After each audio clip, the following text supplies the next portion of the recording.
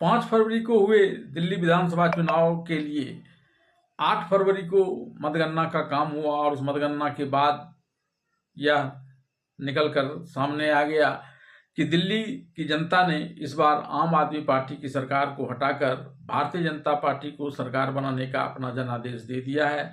बावजूद इसके अभी भी भारतीय जनता पार्टी अपने मुखिया यानी मुख्यमंत्री का नाम को लेकर पेशोपेश में पड़ी हुई है।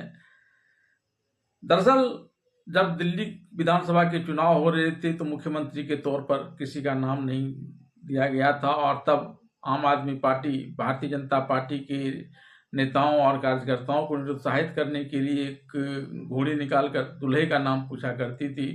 लेकिन दरअसल ये पिछले कुछ चुनावों से भारतीय जनता पार्टी की रणनीति का एक हिस्सा बना हुआ है कि वे अब विधानसभा चुनाव के दौरान मुख्यमंत्री का नाम घोषित नहीं करते हैं और मोदी और भारतीय जनता पार्टी के नाम पर ही चुनाव लड़ते हैं, ताकि जब चुनाव परिणाम भारतीय जनता पार्टी के पक्ष में आए तो उसके लिए मुख्यमंत्री का नाम घोषित करना आला कमान के लिए परेशानी का कोई सबब नहीं बने।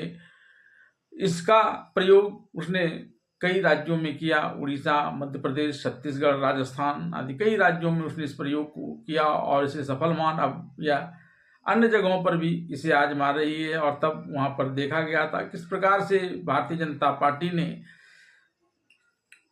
शिवराज सिंह चौहान, रमन सिंह, वसुंधरा राजे जैसे धाकड़ नेताओं को हटाकर उसकी जगह पर मोहन यादव, विष्णुदेव सोय और भजन लाल शर्मा जैसे नए चेहरे को मुख्यमंत्री के रूप में लाकर सबको अचंभित कर दिया था। हालांकि भारतीय जनता पार्टी सिर्फ अचंभा वाली ही काम नहीं करती है। सैनी को हरियाणा में उसने दोबारा लाया है और इसी प्रकार पुष्कर सिंह धामी को भी हिमाचल प्रदेश में लाया है। तो भारतीय जनता पार्टी कब क्या निर्णय लेगी मुख्यमंत्री को लेकर, इसको लेकर एक उहापोह की स्थिति बनी रहती है और कुछ दिनों तक भारतीय जनता पार्टी ऐसे ही मामले को लटकाए रखती है। न जाने वो इस दरमियान क्या सोचती है, क्या करती है, क्योंकि इसका खुलासा तो नहीं होता। खुलासा होता है तो सिर्फ मुख्यमंत्री के नाम का। तो आइए जानते हैं कि इस समय भारतीय जनता पार्टी के दिल्ली के मुख्यमंत्री के रूप में भारतीय जनता पार्टी किन किन चीज़ों पर विचार मंथन कर रहा होगा और कब तक इसके मुख्यमंत्री का नाम सामने आ जाएगा। दिल्ली के लिए अगले मुख्यमंत्री के नामों को लेकर अभी भी कयासबाजी का दौर जारी है। दिल्ली में भारतीय जनता पार्टी के मुख्यमंत्री उम्मीदवारों की सूची में कई बड़े नाम भी शामिल हैं। इसमें मनोज तिवारी, वीरेंद्र सचदेवा, मनजिंदर सिंह सिरसा, कैलाश गहलोत और आशीष सूद का नाम प्रमुख रूप से सामने आ रहा है। इसके अलावा इस बार बिहार का चुनाव को देखते हुए बीजेपी अभय वर्मा, डॉक्टर पंकज कुमार सिंह और चंदन कुमार चौधरी जैसे बिहारी मूल के किसी एक नेता को भी मुख्यमंत्री की कुर्सी सौंप सकती है।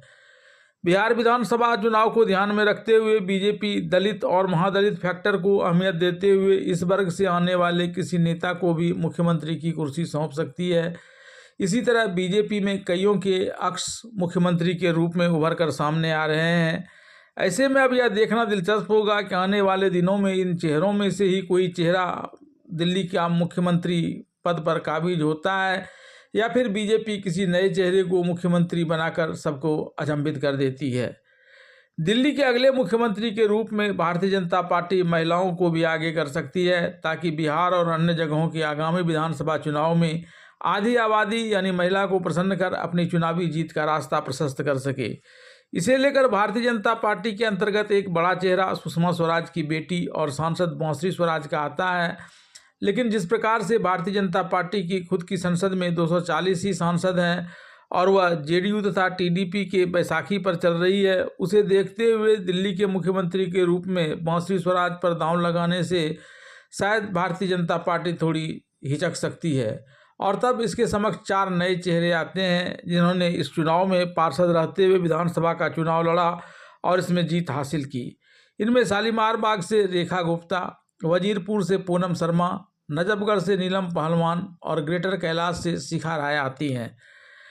बात भारतीय जनता पार्टी के दिल्ली के अगले मुख्यमंत्री के शपथ लेने की जाए तो फिलहाल बीजेपी 27 वर्षों के बाद फिर से दिल्ली पर राज्य करने के लिए मिले अवसर की अभी एक खुशी मनाना चाहेगी।